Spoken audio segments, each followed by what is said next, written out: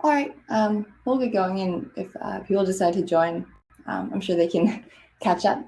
So the point of this presentation is to convince all of you, the people listening, that emotional intelligence and the understanding of human behavior makes for better technical people. The best technical people understand both of them, and they don't try to reinvent the wheel. And that red teamers, and people in every field, have a lot to learn from other industries. So a little bit about me before we jump into it. I'm currently on Salesforce's red team. I'm a senior offensive security engineer there. In the past, I was a consultant at SpectreOps, at PwC, a little all over the place. And my experience there was doing red teaming, so similar to my current role, which kind of encompasses like adversary simulation, adversary emulation, network penetration testing. And then I've done a little bit of work with breaches. And then I've attacked clients, attacked and defended, right? The kind of like that crossover. But they've been in a bunch of different industries like critical infrastructure, so things like power, pharmaceutical companies, communications, life sciences, healthcare, retail, really across the board. And then I pre-pandemic, so this is my first kind of like conference over video. I would present at conferences like DerbyCon, NorthSec. The last 3 summers I've lectured at UC Berkeley, and just kind of gone in and given a talk about like, what is red teaming? What is it to be an adversary? And then while I was at SpectreOps, I would teach a 4-day training called Red Team Operations. And that would be presented at things like Black Hat. So why I built this presentation, and this was initially created for DerbyCon in 2019, but I had a really strong interest in behavioral science. I thought it'd be really cool to present to a bunch of really technical people the benefits behind it. And then I kind of realized that it's not just technical people that can gain stuff from thinking about other fields. It's really everyone, of being able to take an abstract idea and apply it to your work, and seeing that certain ideas are very relevant across all different domains. So this presentation takes on the premise that computers take on the biases of their creators, and then with that information, I can do my job even like better than I would without that. So I want to call out a few things of what I'm not, and things that I won't cover during this, so people can join some of the other great talks going on if this is what they're looking for. But I'm not a social engineering wizard by any means. I've done a few physicals, and I'll use that as an example in the future. But that's not the purpose of this. And then I'm really not a security expert. I'm definitely okay with that. I actually graduated from the University of Miami in 2016 in business. So I don't have a strong computer science background, but I'm completely okay with not being an expert in security, or not viewing myself up that way. Because I think on a very foundational level, like people that believe themselves to be experts are seduced into thinking that we know what's going on. Really, the only thing I consider myself an expert in is plant care, as you might see from my background here. But experts in general tend to connect the dots and look at being able to look at the past and think, I know that this happened because of X event, when in reality, it was just randomness and people looking for that causation. So here I've just listed a few of the most impactful resources, like white papers, other conference talks, and then behavioral science resources that were really impactful for me in my development in security. And then in also just like this hobby of mine of like learning about the human brain. But what I want to get across here is that I'm nothing without the community, right? Like I graduated in business, and then because of open source conferences like ones like this that are free, or white papers, I was able to teach myself certain skills to be able to think like an adversary. And then also I would just buy the books or listen to the audibles and have a good time. But let's start getting into really like the meat of this presentation. So let me just open with heuristics are not inherently bad, because I think the next few slides I'll kind of get into why they're bad, but we really do need them. And for those of you that don't know what a heuristic is, TLDR, it's just a shortcut. And then we have behavioral and computational heuristics. On the behavioral side, we don't always need to be perfect, and we're incentivized to kind of move fast. And the faster we move and the more incentives we have, the more that we'll not make a completely logical choice every time. I'll go through a few examples in a bit, but computers do it too. And I'll go into an example of that soon. So on the behavior side, I think the best way to go about this is to think introspectively first, right? We can look at internally at ourselves. What do you have for breakfast, or I guess for lunch? If COVID makes that a little bit more difficult, like if you kind of have that COVID brain fog, you can think about, what did you learn in high school? Or like what quotes can you think of from high school? And what that tells me is like that the way that we recall memories shows how our memories are indexed, right? We don't remember everything, and that's perfectly okay.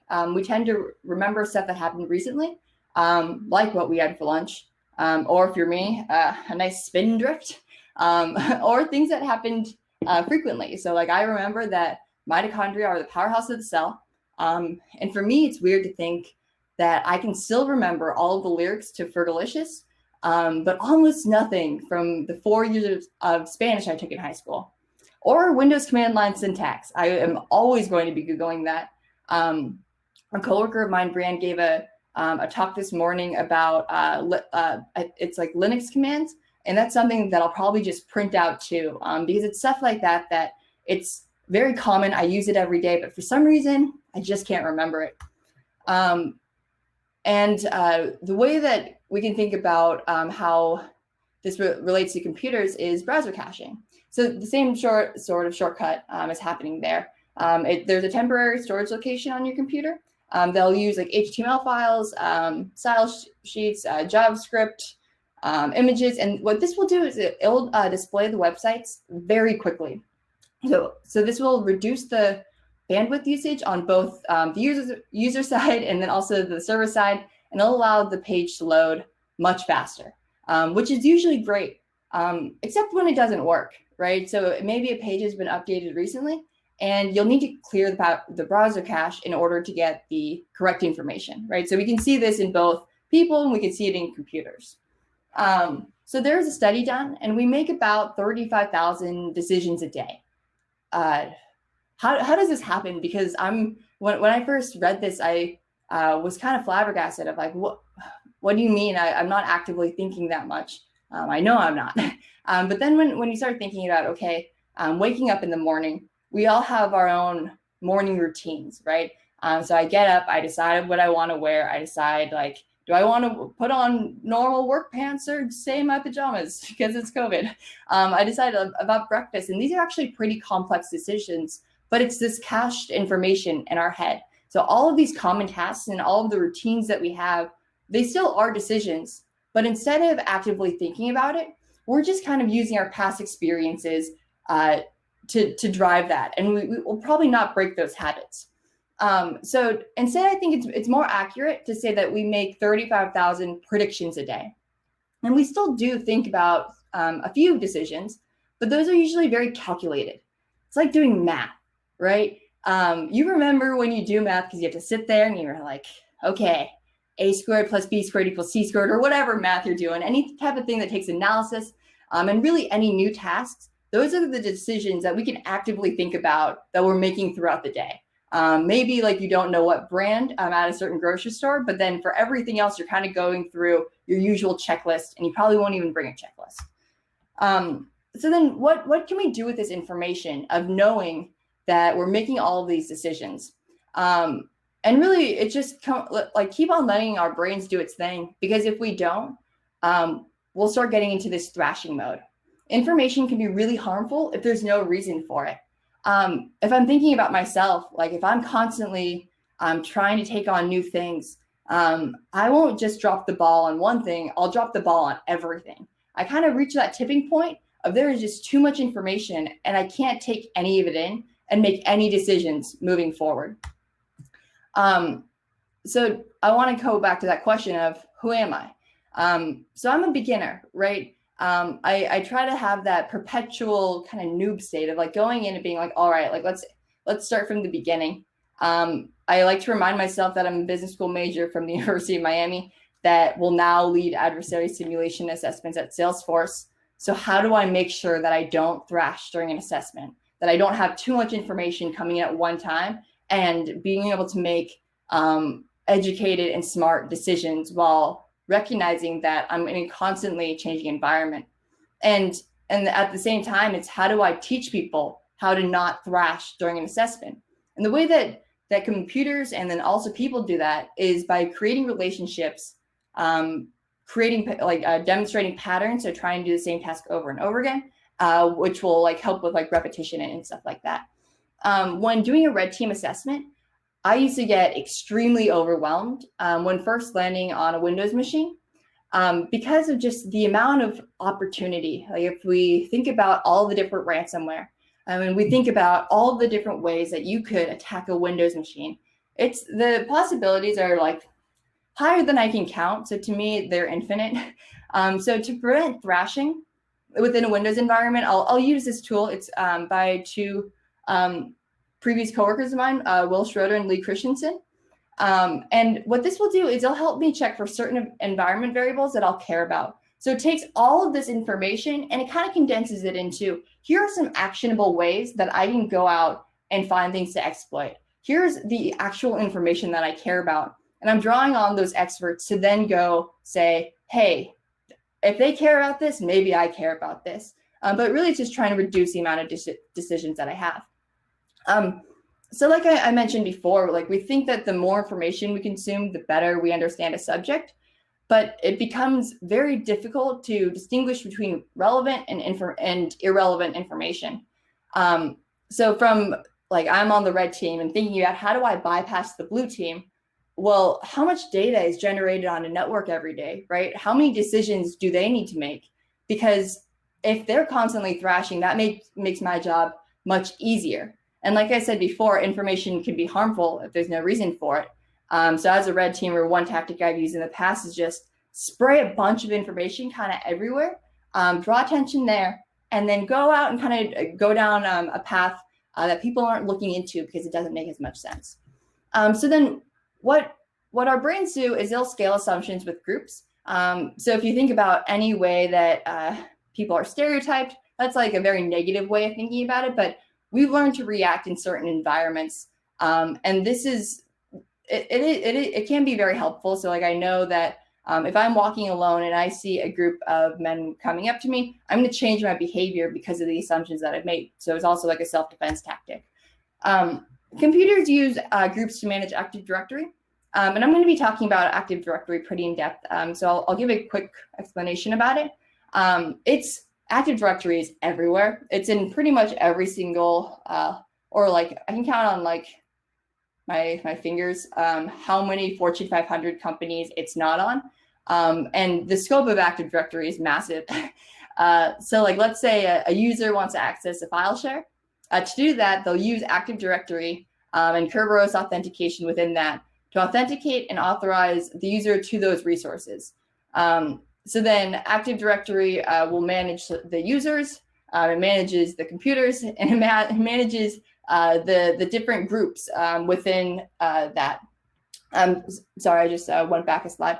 But all users and all computers are members of a certain group, and users will have sessions on computers. And that's kind of like the TLDR of Active Directory. And that's the important pieces for what we'll be talking about in the future. So in the example that I gave at the beginning, a user wants to access a file share. A user needs to be a member of a group that can access that file share, so that computer. And then that user will then log on and create a session with that file share. So I really like this quote by Nassim Taleb, that we don't need to be rational and scientific when it comes to the details of our everyday life. So speaking a little bit more about, speaking more to like that like habit and repetition, only those that can harm us and threaten our survival. So like me, my team, that's what I'm trying to do. I'm trying to do harm on a computer network, right? So if we think about the practical use of how do we think about all of those different relationships and how can I identify the ones that can do the most harm in like the easiest way possible. Often I'll try to use a tool if I can. It's getting caught pretty frequently, but it's called Bloodhound. So what this tool does is it reveals all of the different relationships, not just the hidden ones, within an Active Directory environment, but it'll create a path for you for kind of the unintended relationships within Active Directory. So if a user is a member of a group, that group can log into a computer, and on that computer there are other users. So you'd be able to get those users' passwords, and those users are members of another group, and those and that group is the domain admin group, as an example, right? And if you're a domain admin, that means you are the owner of the entire domain. So if I own like Coke and the internal domains coke.com, I have complete, like, I can do whatever I want on coke.com. So personally, I've seen companies with more than 55 million abusable relationships, and that's kind of like the scale of how difficult it is to manage Active Directory. And that company was still operating completely fine, right? I've also seen companies or a previous coworker seen maybe like 70 million. It's very common as companies grow, these relationships they grow too. If like you think about the second law of thermodynamics, of things will always become more complex in an isolated environment. And that's definitely what we see within Active Directory. And the best way for me to not use Bloodhound and for me to go identify these relationships on my own is to think about the trust dependencies for each of the relationships within an Active Directory object. So if I think back and I bring it back to like, all right, for me, what trust relationship have I experienced before? And a very frequent one is the way that I look. I have like this resting confused face, but I think it makes me more approachable. And one thing that happened to me was I was in Tokyo. I just had gotten off a plane, and there were these women from the UK. They were also just got off a plane. We were all trying to figure out where to go. We were not talking, and they came up and they asked me for directions, which made zero sense because I was in the exact same boat that they were in. I did not know the city. I had no idea, but they trusted me because I looked like them, right? And that's one of those trust heuristics that I'm about to get into. They know themselves. They think I'm similar to them, so therefore they trust me, right? And so when you think about these kind of dependencies of how trust is created, that can be exploitable. So these are the 5 that I'll go into. So like I consensus-based trust of I trust you because everyone else seems to trust you. Let's think about like IMDb ratings of like, I'll watch this movie because like it's an 8.9, right? We don't really know where that's coming from, but really anytime you're crowdsourcing information of like, hey, like everyone else seems to do it, I'm in.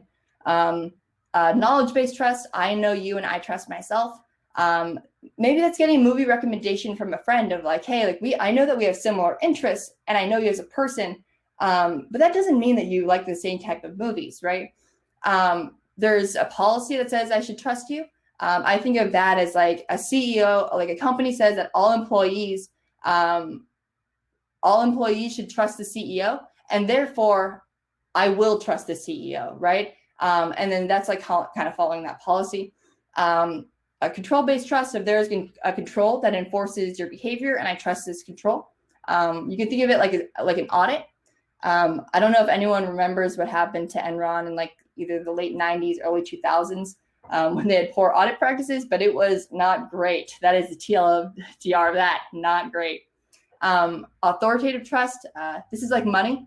An authority like the Federal Reserve says I can trust you and I trust this authority. There we go. All of these can be applied to different elements within Active Directory. One of the reasons people use Active Directory is because everyone else uses Active Directory. There's a few other solutions out there, but this was a tried and true one that people will keep on using, and I'm confident that no matter which employer I go to, I can find ways to exploit Active Directory, even if it's not the central authentication authorization resource within that company. Every Active Directory environment has its own nuances, and no one is more confident in Active Directory, the security of Active Directory, than the system administrators that implemented it. And there's like, it's that kind of expert mentality of like, I know this environment because I created this environment and I trust myself, right? That's Active Directory at its core is very secure, but it's the different relationships and inheritances that make it difficult. Policy-based trust, and now we're getting into a little bit more technical things of like not just everyone else, all other companies use this. But I trust you because a policy says I should trust you. Group policy is something that, here, I'll move to the next slide. Group policy is something that is written out and is deployed to kind of all of the different computers within that network. And it's something that system administrators can write to, people like domain admins, but often there's passwords that are hard-coded into group policy. And often the more important piece is often what they think group policy is doing is not actually what group policy is doing because of the different inheritance and precedent and the way that precedence works within group policy. So even if a policy says something, if it's kind of in the wrong order, it doesn't really matter. And what this makes me think of is that everything can't be top of mind.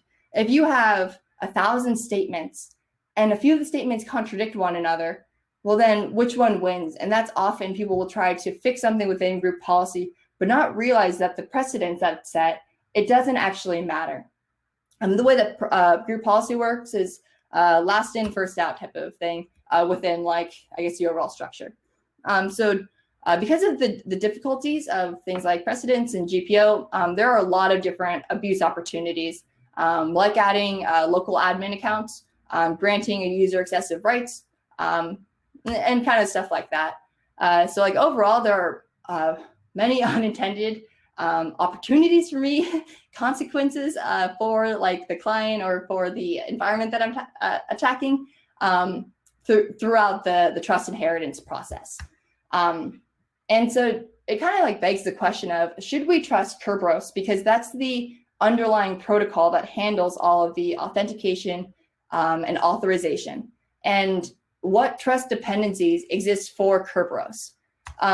So I've spent months, years of my life trying to understand Kerberos. So I'm going to give another kind of like TLDR of it, but you can spend a lifetime on Kerberos. It was built by MIT in the 1970s and still not understand it. It's pretty complex. So let's go back to that example of a user wants to access a file share. So first, in step one and two, we're going to need to authenticate the user. So the user will send a request to the domain controller, and the domain controller will reply with a ticket if the authentication is successful. That's step two. And then step three. Step three is the authentication will then be sent. When you're starting the authorization process, the authenticated user will send a request to the domain controller and request access to the file share. In this case, it'll be like it's a CIFS. And the domain controller, step 4, will then send back a ticket that can be used in step 5 to authorize that user to a file share. It's incredibly complex, and because of that complexity, I'm pretty certain, and also these slides will go into it, there's ways to abuse this, right? So the authority said that I can trust you, and I trust this authority. So what we're going to get into are those tickets that are granted that say, hey, you are authenticated, and the service tickets that say, hey, you are authorized to access this resource. So when recreating this diagram, there's a few different opportunities for that trust to be broken and for things to go wrong. So the first type of attack, it's overpass the hash. It's also known as pass the key. So in the first 2 steps, we can use a user hash. So I don't even need to know a password to authenticate as the user, which is, it's a really interesting problem of you don't actually need that plain text password. You're still able to get that ticket granting ticket. And because the ticket granting ticket can require both a password, like it should only really require a password if you're thinking about like the minimum requirements, but because it's converted to a user hash, you're able to get that ticket granting ticket. And here's an example of different tooling of how to do this overpass the hash type of attack. So you're going to ask the domain controller for a ticket granting ticket, a TGT, with only the user hash, right? That's the only thing that we're going to use. And then you can get that TGT to authenticate as that user. And another type of attack is called the golden ticket attack. And since TGTs are only protected by the hash of the Kerberos ticket granting service, which is the KRB TGT, if this hash is compromised in any way, then we can authenticate as any user. To be honest, I've never used the golden ticket attack, even though it's like pretty popular within network penetration testers and red teamers during interview questions, because if you do it wrong, you can bring down a network and I've had a few coworkers cause clients like multiple millions of dollars of downtime, and it's a very dangerous attack. The KRB TGT is a very important account. Instead, I'll go more like the silver ticket. This is something that I've used on a good amount of operations. So what we can do here is we can pretend to be, we can authenticate, we can authorize to any service. And there's also no traffic to the domain controller, so it's much more difficult to detect. So if our goal is to access a certain server or computer or that file share, if we want to authenticate to the file share, like we said at the beginning, then we only need the silver ticket attack, right? And we're just taking that service account hash, which also can be cracked, and sending that over to that resource to authorize to it. So overall, trust is extremely contextual. So when we're creating those fake silver and golden tickets, we're using real tickets like those TGTs, service tickets, to authenticate and authorize to those resources. It's all based on real things that we trust, but we can do malicious ways by kind of breaking that trust pipeline, right? And knowing that trust is contextual, and also knowing that with a strong narrative, we can create context, we can do even crazier stuff, right? And I'm also a big believer that our perception of the world is created, it's modified, and it's skewed with words, and that narratives will just get in the way of our ability to think critically. One of my favorite examples of this is a case study where they were testing how people responded to different verbiage. They set up a study so that there were 3 different scenarios in which a person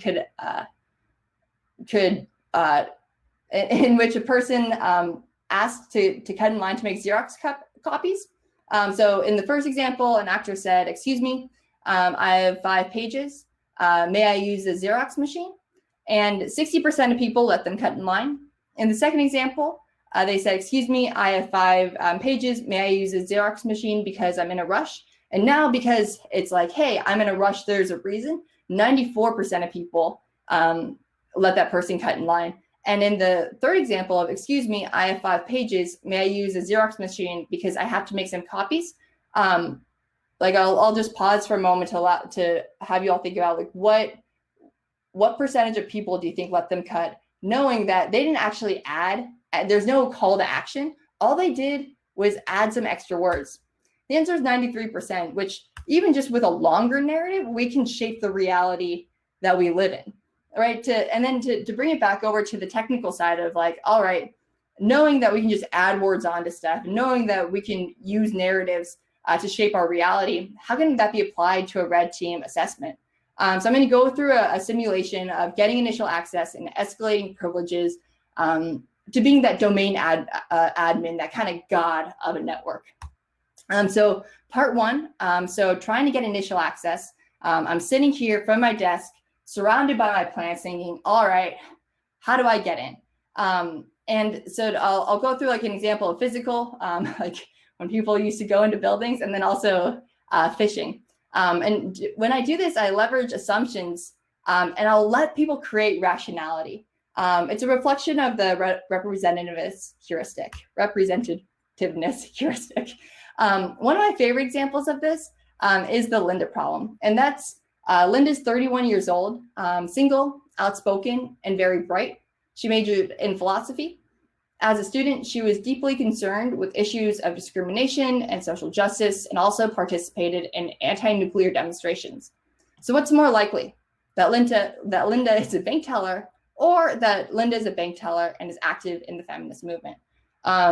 Just by asking this question, we're starting to think a lot slower and actually starting to go through and be like, what is more probable, instead of our immediate reaction. So the answer is that it's more probable that Linda's a bank teller, because one object being true will always be more probable than two objects being true, right? But 80% of people responded with the second one. It's a conjunction fallacy, like in real life, and that states that the probability of two events occurring together is always going to be less than or equal to the probability of one being alone.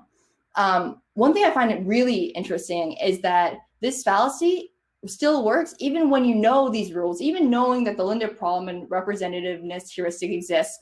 You'll still fall for it. And the people that conducted the experiment, Daniel Kahneman and Amos Tversky, was doing this with graduate students at like Stanford and Berkeley studying statistics, and they would still respond with number two as well, because we often will mistake probability and plausibility, right? Narratives will change the reality and kind of cause us into that fast thinking. And when judging a new event, so like what Linda is more likely to be, people will pay attention to the degree of similarity to other events very frequently. So what this tells me is that narratives can be that the best narratives are both interesting and plausible. I also know that people have a tendency to manufacture villains, and who are these who are the villains then that people are manufacturing? And the answer to that is that people that aren't like them. We're more likely to trust people that look like us or that have similar that have a similar background to us. It's a big problem with interviewing people, of trying to acknowledge that bias. I have a much easier time doing physicals because I don't really have that hacker aesthetic. And it's safe to say that most people that are on this webinar don't look like how the media depicts the hacker villain type, right? So how do I create that? If I'm going out and trying to fish people and trying to do a physical, how do I create that context and kind of let people create that rationality behind that? And I do that by like channeling my inner threat actor. So thinking like, what do people overlook about me, and what do they assume? So I think about the genes, like my DNA and the genes of what I'm wearing. I can't change certain things about me. I can't change the color of my skin. I can't change how old I am, stuff like that. But I can change what I'm wearing, right? And I want to create the most plausible context for what I want to do. So let's think about plausibility during a physical test. So these are all things that, these are all different personas that I've used on like past engagements. So I wear clothes that support what I'm saying. If I've pretended to be an intern, and I'll wear a jacket that's a little bit too big for me and pretty nice. And then I'll go into a Starbucks bathroom and then put on a pair of high heels and a dress and pretend to be an attorney. I've also, and if I'm just inside a building, I'll like pretend to work in the accounting department, right? These are all things that also I've been before, right? I've been an intern. I studied accounting in school. And then I have never been an attorney, but when I first started, I was working with GDPR, and I worked with a lot of attorneys and learned to kind of speak that language. So when let's say I'm not able to get in, I'm not able to pull an intern card and say I forgot my badge. I'm not able to convince people that, hey, I'm an attorney. If you don't plug in this USB, we're going to lose a key client testimony or something like that. And I just can't go into buildings, right? So what I'll try to do is I'll fish myself, right? So if I think about the users that I should fish, it's the exact same people, right? So I want to fish, like it's easy to fish the interns because interns click on almost anything because they do not have that much, they don't have as many responsibilities. I'll fish the accountants because I know what they care about and what it looks like for them to use. And then also I do fish the attorneys. And usually I'll have it be something privacy related because I can speak that talk. Going back to that inner threat actor, it's like finding inner threat actor. I can do surface acting and pretend to be something that I can't relate to, right? It's really surface layer. Like this is how I assume that they think and how they act. And it'll feel like I'm wearing a mask. Or instead, I can go into the deep acting of, I don't really need to fake it because I know these languages, right? I know how these emails are written. I've written them before in a non-malicious context. And almost like, I don't think I've ever sent out a phishing campaign where I don't have at least one, like I'll send it to 5 people and at least one person will click into it. Sometimes they've been so convincing where I'll WebEx with like an intern of like helping them troubleshoot the problems because I can't get a payload working. But it's understanding that interns are the most likely to do that because they have the time, and also if their offer is at stake, of course they're going to try to do this. They're extremely helpful. So let's say that I'm able to fish into a network and I have a user with very limited privileges. Most regular users on a network don't have domain admin privileges, can't log into every machine. This is a red team, so I don't want to be caught and I don't want to be loud. So I'll browse to different file shares that they have access to, usually, and I'll look to see if there's any credentials in there. I'll also like look at their email inbox to get a better understanding of the network and kind of what's going on with the companies pushing out different verbiage. And I'll also work on just setting persistence so I can log into their machine again. So then I'll try to apply prospect theory to the red team assessments. When I'm on the outside, I have an infinite amount of opportunities to get in and out as many phishing campaigns as I need to. I can do physicals, right, as many times of like, I have no access, what do I have to lose? But once I'm inside a network, I have everything to lose because I just spent so much time getting a payload to go out and connect to my computer at home. So the further I get in an operation, the more that I have to lose. And this time constraint is one of the biggest restrictions for doing a red team. So one other thing I want to cover is that humanity tends to focus on like the known variables. We underestimate the impact of chance and chaos in the environments. So like that second law of thermodynamics that I mentioned earlier within active directory environments. This is something that I'm going to just start looking for in the file shares, looking through group policy of like, all right, what's chaotic? Like what doesn't really make sense? And the way that I'll do that is I'll try to target the customization and fragility within those environments. So it's getting more difficult to do web applications and being able to get in externally. It's been years, maybe since 2016, since I've gotten in via Tomcat or Jenkins server. The more exposure actually creates this more secure systems because people have been like banging away at that for years. I want to look at the custom homegrown applications because I'm more likely to be able to find a backdoor, be able to exploit it because no one's really looked there yet. So I'm going to look for those isolated and unexposed items and follow that path of least resistance. So the tool that I mentioned before, you can use this tool to try to identify fragility. So I will want to look to find .NET assemblies that I can backdoor with dnspy, right? So Microsoft services and processes are usually more secure because they're on every single network. I want those kind of homegrown ones, right? Let's say I'm able to do it and I'm able to find a credential or obtain a credential, steal a token, something happens, and now I have elevated privileges, right? I'm going to go through the situational awareness checks again. I'm going to see, all right, depending on the different controls within Active Directory, can I log in anywhere else? What's running over there, right? What other isolated systems and services can I go out and try to exploit? So I'll want to constantly have this context check in the back of my head of it now, instead of being that regular user, kind of like that intern on a computer, I've now moved into a more privileged role, right? When doing physicals, as an intern, I can always walk up and ask for directions, and maybe I'll clone their badge in the process. But I can't really do much else. People like are helpful to interns, but they're not like willing to go out on a limb for them. Whereas an attorney, very different. They'll plug in any USB. And with the running processes, it's kind of the same thing as well. So as a regular user, I can do that like check for like what's running, abuse misconfigurations. As a high integrity process, so like a local admin, I can interact with LSAS, which is the way that that's where passwords are stored, and I can do restricted actions, right? So I can do different things without getting caught. And I want to think about what type of context and privileges do I currently have? So another concept is that of red team analytics.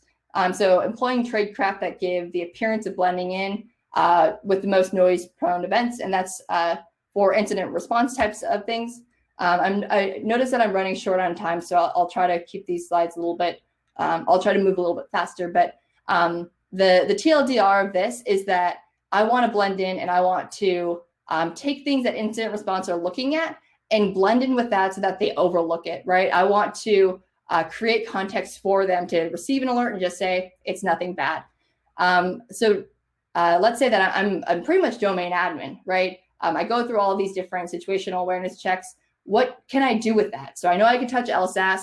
I know I can log into other machines, but there's a good amount of stuff that I can't do because it'll cause an alert, right? And when looking, I'll just skip over this, skip through this. This is the domain admin of what I can't do.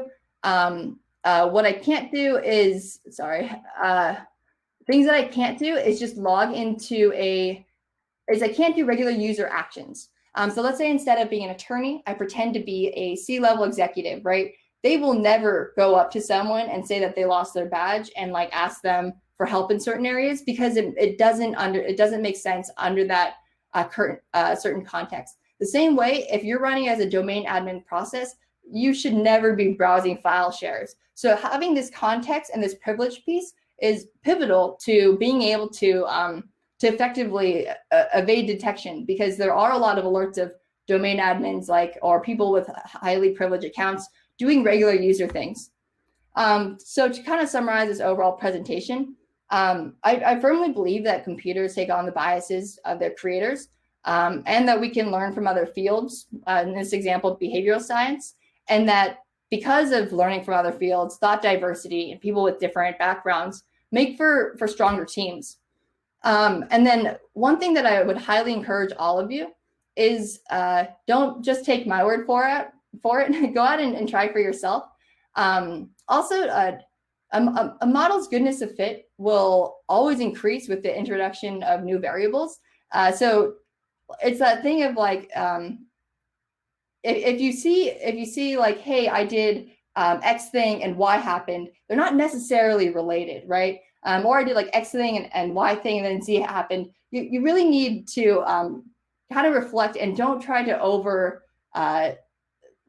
talk your way through it too much, right? Well, only one fact will confirm a statement, like an infinite can negate its veracity. So like thinking about decision making, try to be very skeptical of yourself.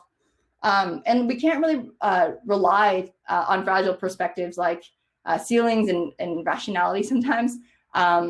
We should be very wary of experts in certain areas and create that need for creating a hypothesis, testing that hypothesis, and then making a decision, right?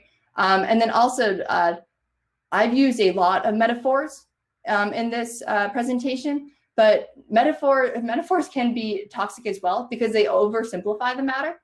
So also metaphors are helpful, and these like applying other themes to areas are helpful, but they don't provide the full picture. So that's something I want to like end with.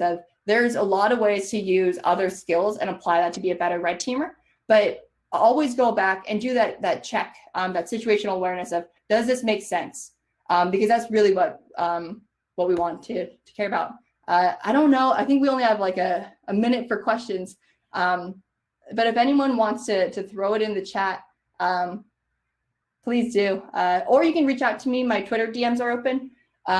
You can message me on LinkedIn. That's it. Yeah, thank you, everyone. And thanks for putting on the conference.